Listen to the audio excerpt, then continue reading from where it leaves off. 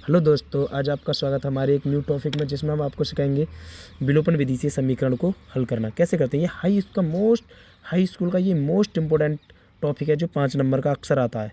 ठीक है, आज मैं आपको सिखाऊंगा विलोपन विधि से हम समीकरण कैसे हल करते हैं। आइए अब मैं आपको समझाता हूँ। ये देखो, हमारा सवाल दे रखा है 2x प्लस का 3y बराबर 8 और 5x प्लस 4y बराबर 13। ठीक है, तो ये हमने मान लिया समीकरण नंबर 1 और ये मान लिया हमने समीकरण नंबर 2। ठीक है भाई लोगों, अब हम इसको विलोपन विधि से हल करने के लिए हमको या x का मान बराबर करना पड़ेगा या तो y का मान बराबर करना पड़ेगा, दोनों समीकरण में लेकिन इसमें तो दोनों समीकरण में मान अलग है x का, इसमें 2x है, इसमें 5x है, तो इसको हम बराबर कैसे करेंगे।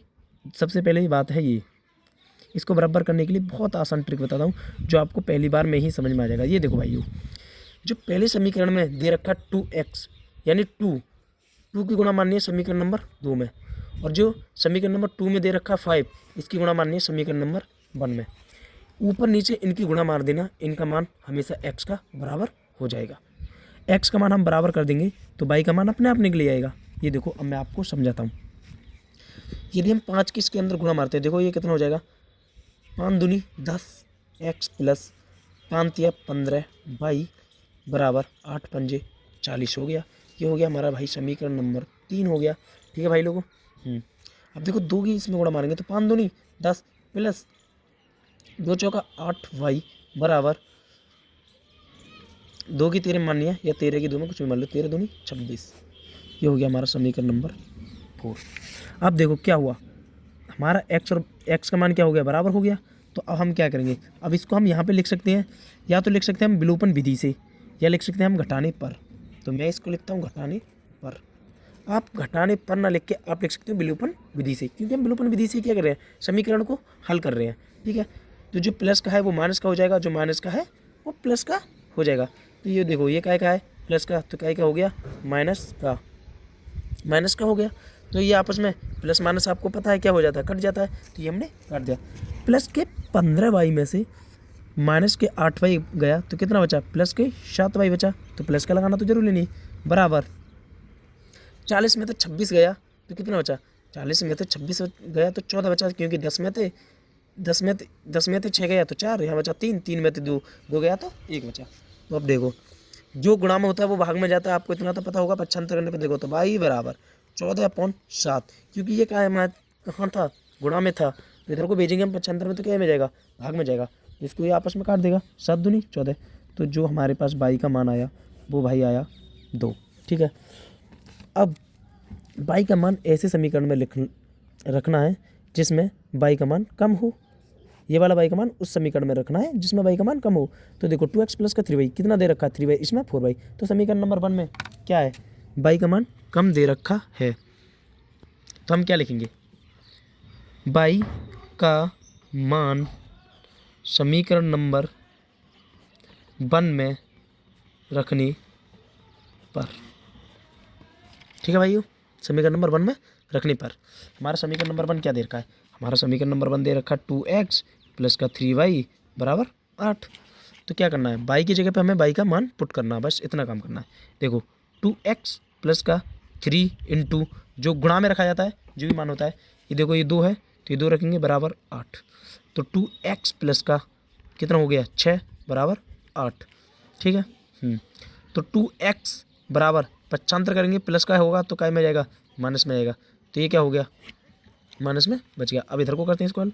देखो 2x बराबर 8 में से 6 गया तो क्या बचा, 2 बचा भाई, इतना तो आपको पता ही होगा। ठीक है, ये देखो यहाँ से उठाया मैंने 2x बराबर 8 माइनस का 6, तो इधर को गई तो कितना बचा, 2x बराबर 2। तो x बराबर क्या हो जाएगा, 2/2, क्योंकि गुणा में है तो क्या में हो जाएगा, भाग में, तो 2 से 2 काट देंगे तो x का बराबर कितना आया 1, x बराबर 1। आपके लिए मैं यहाँ से बता दे रहा हूँ, एक बार दोबारा देखो 2x ये हमारा कितना दे रखा भाई, 2 है, ये थोड़ा कुछ नहीं, 2x बराबर, इसको 6 को हम 75 करेंगे तो प्लस का होगा तो क्या में हो जाएगा, माइनस में हो जाएगा भाई। तो जब 2x बराबर 8 में थे 6 गया तो कितना बचा, देखो 2 बचा, तो 2x बराबर 2। तो x ये गुणा में तो क्या में जाएगा, भाग, 2 से 2 कटेगा कितनी बार, 1 बार, तो इसका मान कितना आ गया, x बराबर 1 और y बराबर 2। यही इसका क्या है भाई, आंसर है। चलो आपको सवाल नंबर दूसरा समझाता हूँ। ये भाई लोग हमारा सवाल नंबर 2, जिसमें दे रखा है पहला समीकरण 8x प्लस का 5y बराबर 9। ये क्या हो गया हमारा समीकरण नंबर 1। और ये दे रखा 3x प्लस का 2y बराबर 4। ये हो गया हमारा समीकरण नंबर 2। ठीक है, क्या हो गया ये समीकरण नंबर 1 और 2 हो गया। अब आपको क्या करना है, आपको फिर यही काम करना है, x का मान दोनों समीकरण में क्या करना है, बराबर करना है। तो 3 का किस में मार दो, समीकरण नंबर 1 में गुणा, और 8 का समीकरण नंबर क्या में मार दो, 2 में गुणा। मतलब 2 में क्या मार दो, गुणा। तो 2 में गुणा मारेंगे तो 8 का तो 8 ही रहेगा इधर सर। ठीक है, अब ये देखो 3 की इसमें मारेंगे गुणा, तो 8 8 या 24x प्लस के 3 पंजे 15y बराबर 3 नीम 27। ठीक है भाई, अब मारेंगे 8 की गुणा, 8 या 24x प्लस के 8 दूनी 16 16y बराबर 8 चौक 32। आई होप अब मुझको लगता है आपको इतनी बात तो समझ में आ गई होगी। ये हमारा हो गया समीकरण नंबर 3 और ये हो गया समीकरण नंबर हमारा 4। आपको अब इतनी बात तो समझ में आ गई होगी। ठीक है भाई लोगों, अब यहाँ पे हमको क्या लिखना है, जैसे हमको यहाँ पे क्या लिखना है, घटाने पर लिखना है। ठीक है भाई, घटाने पर लिखेंगे तो चिन्ह क्या हो जाएंगे, विपरीत हो जाएंगे। जो प्लस का वो माइनस का हो जाएगा, जो माइनस का है प्लस का हो जाएगा, और सबरे प्लस के तो सब माइनस के हो जाएंगे। ठीक है, तो प्लस माइनस आपस में इकट्ठा हो गया। ठीक है भाई। अब देखो 15 क्या है, प्लस का, 16 का है माइनस का।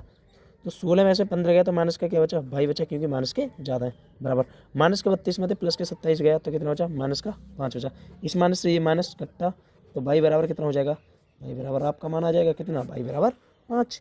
अब आपको क्या करना है, जिस समीकरण में भाई का मान कम हो उसमें भाई का मान पुट कर दो। यानी समीकरण नंबर 2 में देखो कितना दे रखा है, 2y दे रखा है। तो हम क्या करेंगे, हम बोलेंगे कि भाई का मान समीकरण नंबर 2 में रखने पर, बस बहुत ईजी है यार। आपको पहली ही बार में समझ में आएगा। आई होप आपको पहली बार में ही समझ में आएगा। आप बोलोगे यार क्या बात है, दूध पीने वाला भी वाला कर लेगा यार, इतने ईजी और आसान ट्रिक से बता रहा हूँ आपके लिए सवाल में। ये देखो अब भाई का मान क्या करना है, समीकरण नंबर 2 कौन सा, हमारा समीकरण नंबर 2 दे रखा 3x प्लस का 2y बराबर 4। आप इसको यहाँ पे लिख भी सकते हो, नहीं लिख भी सकते, डायरेक्ट इसका मान पुट कर सकते हो। मैं आपको लिख के बता रहा हूँ क्योंकि आपको समझ में आ जाए। ठीक है भाई लोगों, तो क्या कहा देखो 3x का तो 3x रहेगा, प्लस 2 गुणा बाई का मान की तरफ दे रखा 5, तो 5 लिख देंगे हम यहाँ पे, बराबर का 4। ठीक है, 3x प्लस का 2 गुणा 5 बराबर 4। तो देखो 3x का 3x रहेगा, प्लस कितना हो गया 6 हो गया, अरे 10 हो गया भाई, 10 हो गया, 10 हो गया बराबर का 4। ठीक है भाई, तो देखो 3x प्लस का 10 बराबर 4। तो देखो 3x बराबर, इसको पक्षांतर कर दो तो क्या हो जाएगा 4, और ये प्लस का है तो क्या हो जाएगा, माइनस का हो जाएगा। अभी मैंने आपको पिछले सवाल में भी ये बात समझाई थी और अभी मैं क्या कर रहा हूँ, समझा रहा हूँ। तो देखो 3x बराबर माइनस के 10 में थे 4 गए तो क्या बचा, माइनस का 6 बचा, तो माइनस का 6 बचा। चलो भाई अब इधर को लिख ले रहे हैं इस सवाल को। ठीक है, अब यहाँ से हम इधर को इसको लिख ले रहे हैं। ये देखो 3x बराबर माइनस का 6, इतना आया हमारा मान। तो ठीक है, तो x बराबर क्या करेंगे, माइनस के 6/3, तो 3 से ये कट जाएगा, तो x बराबर कितना आ गया, माइनस के 2। यही क्या है भाई, इसका यही क्या है, आंसर है भाई, ये इसका आंसर है। ठीक है, ये देख लो, आपको पूरा सवाल एक ही बार में समझ में आ गया होगा भाई। आपके लिए हमारी वीडियो अच्छी लगी हो तो लाइक करें, शेयर करें, सब्सक्राइब करें। धन्यवाद भाई लोगों।